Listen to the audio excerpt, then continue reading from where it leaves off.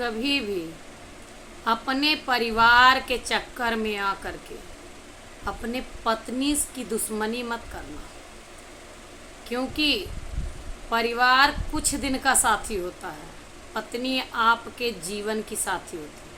कभी अपने माँ बाप, भाई बहन या भाभी के कहने में आकर पत्नी का अपमान मत करना।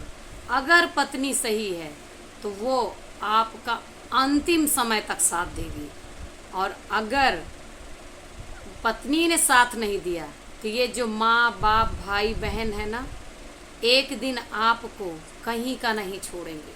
और जब तक आपकी पत्नी है तभी तक आपको आपके घर में सम्मान मिल रहा है। जिस दिन पत्नी ने साथ छोड़ दिया उस दिन आपकी ज़िंदगी एक कुत्ते की ज़िंदगी हो जाएगी, एक एक रोटी के लिए मोहताज हो जाओगे। भाभी किसी और की पत्नी है वो उसके लिए करेगी, बहनों की शादी होगी अपने घर चली जाएंगी।